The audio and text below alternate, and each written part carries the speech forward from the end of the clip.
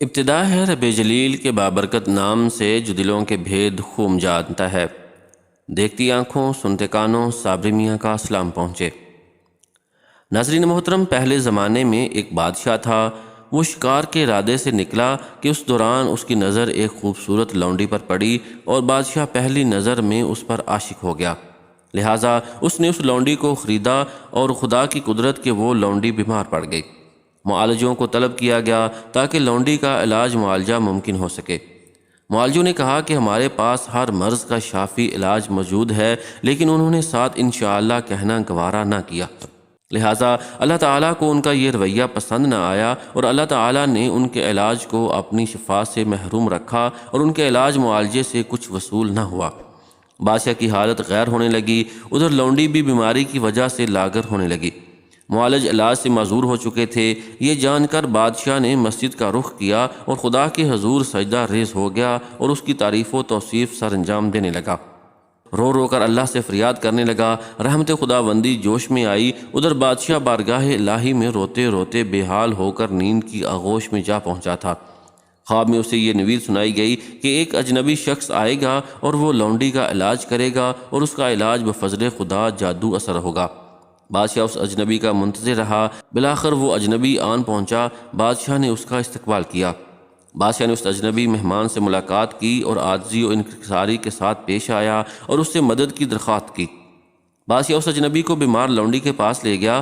اس نے لونڈی کا معائنہ کیا اور یہ انکشاف کیا کہ معالجوں نے اسے جو دوا دارو دیا تھا وہ درست نہ تھا، کیونکہ وہ جسمانی طور پر درست تھی بلکہ دل کی بیماری میں مبتلا تھی۔ لونڈی کے مرض سے آشنائی حاصل کرنے کے بعد اجنبی نے بادشاہ سے کہا کہ میں تنہائی میں لونڈی کے ساتھ بات چیت کرنا چاہتا ہوں۔ اجنبی نے اس سے دریافت کیا کہ وہ کس شہر سے تعلق رکھتی ہے، اس کے رشتہ داروں کے بارے میں دریافت کیا اور اس سے مختلف سوالات کرتا رہا۔ در حقیقت وہ یہ جاننا چاہتا تھا کہ لونڈی کس کے سامنے اپنا دل ہار چکی تھی۔ لونڈی کے ساتھ اجنبی کی بات چیت کے دوران اچانک کسی موڑ پر شہر سمرقند کا ذکر آیا۔ اس شہر کا نام سن کر لونڈی نے ایک ٹھنڈی سانس لی اور اس کی آنکھوں سے اشک بہنے لگے۔ اس نے اپنی داستان سناتے ہوئے کہا کہ اس شہر میں ایک تاجر نے مجھے ایک امیر کبیر سنار کے ہاتھ فروخت کیا، جس نے مجھے 6 ماہ اپنے پاس رکھنے کے بعد دوبارہ فروخت کر دیا۔ اس تذکرے پر لونڈی کے چہرے پر زردی چھا گئی۔ اجنبی نے لونڈی سے اس سنار کا نام اور پتہ دریافت کیا اور اسے تسلی دی کہ فکر نہ کر، تیرا مرض میں سمجھ چکا ہوں، اب تیرا مرض انشاءاللہ رفع ہو جائے گا۔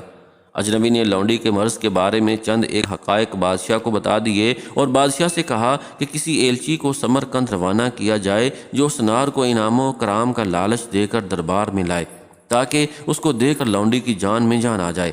بادشاہ نے 2 ایلچی سمرقند روانہ کیے جو اس سنار تک جا پہنچے اور سنار کے فن کی تعریف کرنے لگے اور بادشاہ کی جانب سے کچھ انعام و اکرام اور سونا چاندی اسے پیش کیا اور اپنے ساتھ چلنے کے لیے کہا۔ وہ بیوی بچے، کام کاج، شہر اور گھر بار وغیرہ سب چھوڑ کر ان کے ساتھ چل پڑا۔ اسے بادشاہ کے حضور پیش کیا گیا، اس کی قدر و منزلت سر انجام دی گئی اور اسے ڈھیروں سونا دے کر شاہی زیورات اور ظروف سازی کی ہدایت کی گئی۔ اجنبی نے بادشاہ کو مشورہ دیا لونڈی اس سنار کے حوالے کر دی جائے، لہٰذا بادشاہ نے لونڈی سنار کے نکاح میں دے دی۔ اس دوران اجنبی نے سنار کے لیے ایک ایسا شربت تیار کیا جس کے 6 ماہ کے استعمال کے بعد اس کا جسم نہ صرف کمزور بلکہ بدصورت بھی ہو گیا اور رنگت زرد پڑ گئی۔ اس کی خوبصورتی زائل ہو چکی تھی اور لونڈی اس کی خوبصورتی پر عاشق تھی، اور اس کی خوبصورتی زائل ہونے کے ساتھ ساتھ لونڈی کا عشق بھی رفو ہو چکر ہو گیا۔ سنار موت سے ہمکنار ہو گیا۔ اجنبی کے ہاتھوں سنار کی ہلاکت مصلحت خداوندی تھی۔ اجنبی نے اسے کسی خوف کی بنا پر یا کسی امید کی بنا پر بادشاہ کی خاطر ہلاک نہ کیا تھا، بلکہ مصلحت خداوندی کے تحت ہلاک کیا تھا، کیونکہ اسے ایسا کرنے کا حکم بذریعہ الہام ہوا تھا۔